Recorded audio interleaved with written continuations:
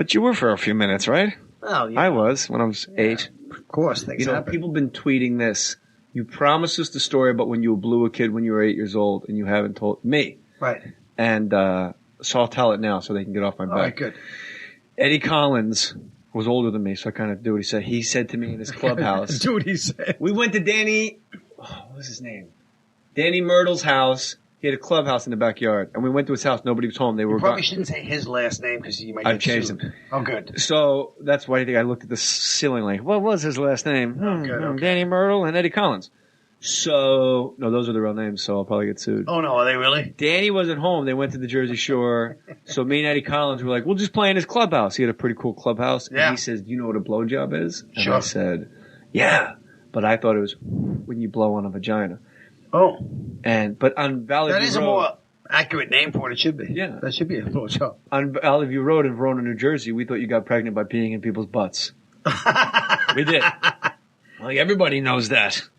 So he showed me what it was. And I'll say this on stage to audiences and they get really uncomfortable, but I think it's important to say because I try to explain to them, think of how much you love a blowjob now as a man. Right. Now imagine a blowjob before you know your times tables. Before your mind even has 4 times 4. You're preaching to the choir on this, yes. It's primary colors and cartoons and Count Chocula. That's it. And all of a sudden, oh my God, I will go to war for that. But then the problem is, he says, now you do me. Right. And I'm like, no, I'm not going to do that. And he goes, I'll tell. So next thing you know, I'm blown. Because at that age, we're not even supposed to, I'm like, oh my God, we're not even supposed to be in this kid's yard. He's not home. My parents are going to find out I got a blowjob now that I know what it is. Now I'm like official with the verbiage.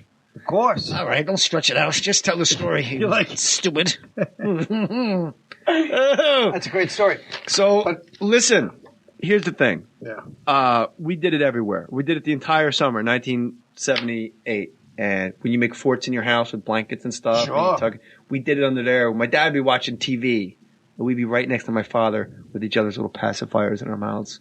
And my dad would go, "How you guys doing in there?" And one of us would say, "Good."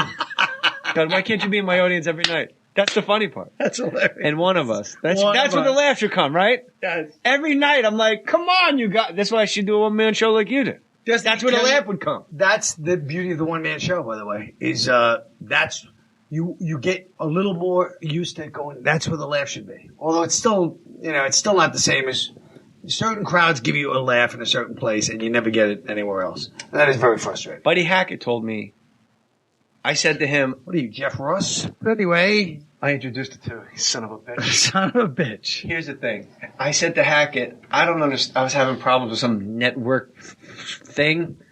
And I said, every comic I know has some self-sabotaging thing inside their body. And I don't think I have it. I really don't. And I still, to this day, don't see that hole in me that other comics have. And he said, I know what it is. You ever made up your mind yet? Are you a comic or are you an actor? And I said, I'm both. And he goes, no, you're not. You gotta be one or the other. So my wife thinks I'm an actor who figured out how to act like a comic. I'm positive I'm a comic. But as a comic, it is amazing the different rooms you go to. And and Hackett told me, and once you get to Broadway, you could do whatever you want. So Hackett was the guy that put it in my head early that Broadway, even today, and here you are sitting across from me, a guy. I saw you're Unmasked with Ron Bennington. Yeah. And you talked a lot about like eating it for a long time and not getting laughs. And when you did your Broadway show and I watched it on HBO, I went, perfect. Finally, Colin, the jigsaw puzzle came together. We didn't know it was 10,000 fucking pieces. But it's all bullshit. But let me tell you something. I think it's bullshit. You're bullshit. Broadway having given you any kind of clout is bullshit. And the other thing, which I was just ranting about the other night at the cellar, so I might as well tell you too, is I'm sick and tired of comedians nowadays acting like Vegas is the pinnacle. It's not 1950. Everybody's like, it's horrible. Yeah, work Vegas. Shut the fuck up. Bobby Vegas. Slayton's headlining Hooters Casino. Yes. Vegas is like, everybody acts like Vegas. What are we, from 1945? I am. Such stupidity. But yeah, Broadway is not, I don't feel like it gives you the power. I don't know what Buddy Hackett's talking about. He's that old school, He's dead. Right. But I'm saying, but he's like the old school, like, once you make it to Broadway. But you're a guy that just got off Broadway. And I'm telling you, it doesn't give you clout. That's for sure. But you have clout. That's the only reason I want you on the podcast is because I don't give a shit about. No, I thought you would chuckle at that. Because I knew it was so far from the truth that I didn't even chuckle at it. I know, but the listeners are going to go. It's weird to think more people listen to this podcast than watch the George Lopez show. Really? How many people listen? Almost half, of like 400,000 people. That's great. So amazing. You're telling me that you doing Broadway? Let's talk personally. Okay. That wasn't a fulfillment of your wildest dreams? No, it was not. What about Hugh Jackman? But anyway, I don't know. There's pictures there. God a day. But I mean, I did Broadway, first of all, Irish Wake in 1998, as you remember. Off Broadway, Quinn. No, it was on Broadway. It was on fucking Broom Street. What are you talking about? No, it was on... Oh, you know what? I'm thinking of the actual Irish Wake that I saw you at. It was on the Helen Hayes on Broadway. All right, show up. So, no, I'm saying I've been to Broadway before, so how could this be my pinnacle of my dream? But also, I just think that, like, I don't think, I mean, as much as I like doing it on Broadway, I also feel like, you know, it's just, it's fine. It's good. I mean, it makes it legitimate. What would you rather do? Nothing. Yeah, so then that... But that doesn't mean I have to be happy about it. Just because there's nothing else I'd rather do. That's just because you're an old Irish Catholic curmudgeon. Yes. So you did just admit that it was a pinnacle. If there's nothing I admitted that to a lot of people, there's a legitimacy to Broadway. But when I said, is there any, what would you rather do? You said nothing. Nothing, because the thing I love about it, which you were just talking about, is audiences are going to listen. They're really there to listen. And one thing a comedian wants, or at least I want in comedy, I always wanted the audience to just listen. I don't want them to be drinking. I don't want them to be ordering fucking chicken wings. I want them to be facing me and listening. You ever see Eddie Griffin when he's at the Improv? No. Why? Just a lot of ordering. A lot of wings being ordered. You said, yes. A lot of wings and a lot of... They run out. A lot of drinks with grenadine. Did you know Eddie Griffin, before he goes on stage, each show, they have to give him a brand new pair of Air Jordans or he won't go on stage? I heard that. What's wrong with these people? Oh, my God. These people meaning comics that are crazy, not black people. Oh, yes. Many comics that like Air Jordans. Many comics that would like to acquire a lot of sneakers. So my thing is, the thing that frustrates me about comedy clubs is that the tables are set up so people are facing each other. They say keep the conversation to a minimum, which is always a nice touch. You know, we don't want you to not talk during a show, but keep it to a minimum. You know, everyone has their own determination of what a minimum is. And then they show... It's going to be my wife's all-time favorite podcast. What, this? Because everything you're saying, it's like I'm listening to her talk. Yeah. And then... with less boobs. Wow. Yeah. But and so that's it. So that's what I love about Broadway. That's what I love about doing theaters type stuff, is I feel like the audience really does want to listen to what you just said about the joke before, you know? Do you feel... Like, I saw God of Carnage on Broadway, and I thought that is something that Broadway ruined. Because James Gandolfini and Hope Davis, right? And Marcia Gay Harden and Jeff Daniels.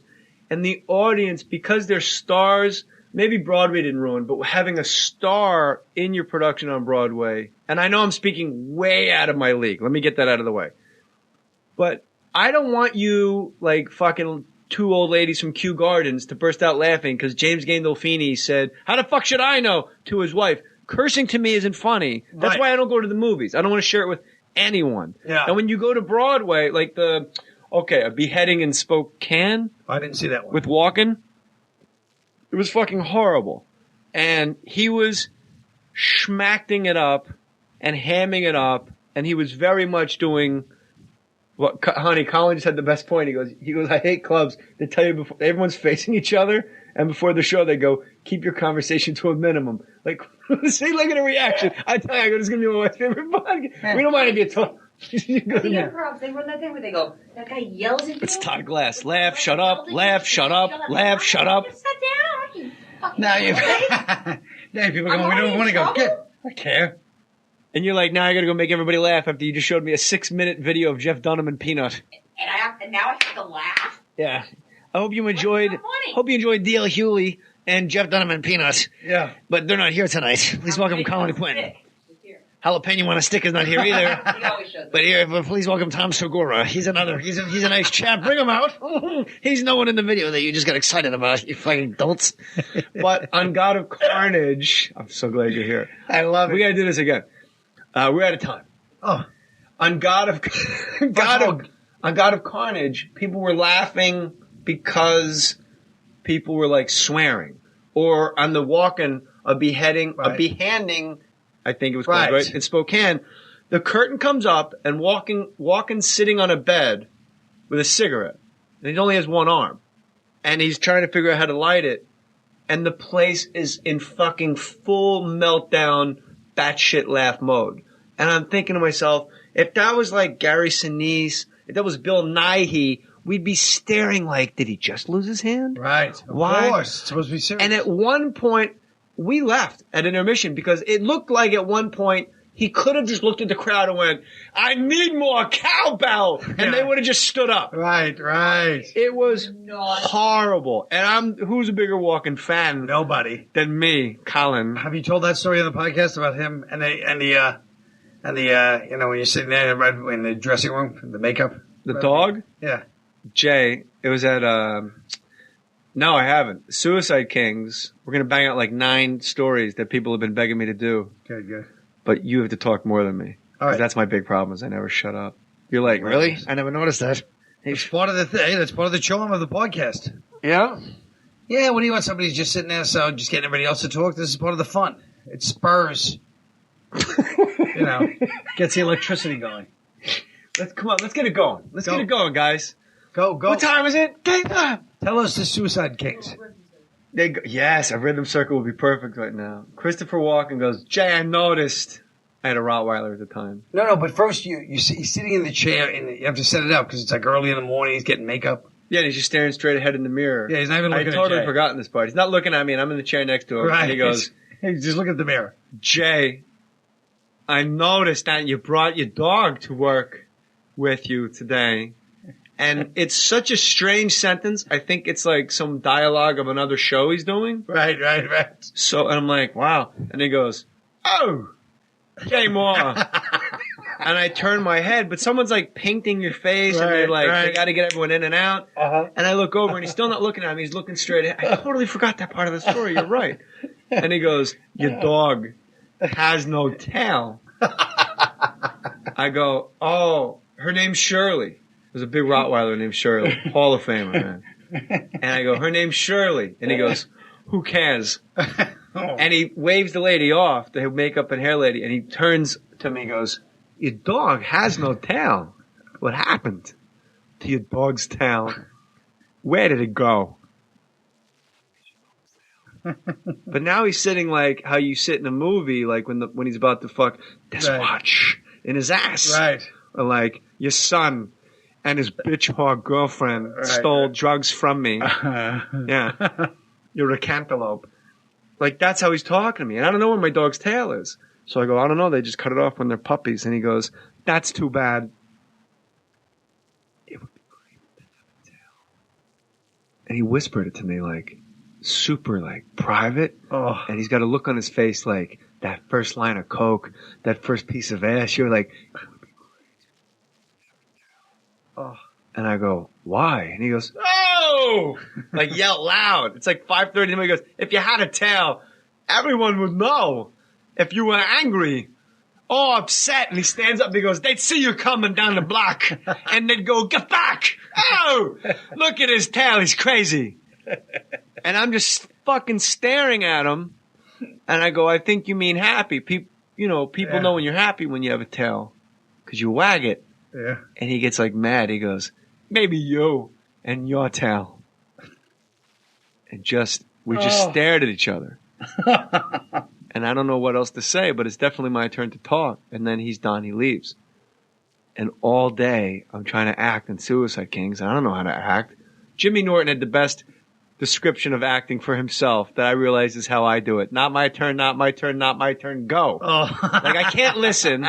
My wife's a huge listener. When she's all into what you're saying, and then you act, and she makes you better. Right. And I'm just the fucking guy like, where's the pause where I jump in? Because that's like, God, I'm a big schmacker. See, that means he is a comedian. You thought he was an actor playing a comedian. He's really a comedian. Because only comedians are like, when's my, you know what I mean? He doesn't have that hole inside. He doesn't have that She said, I don't have that damaged insides.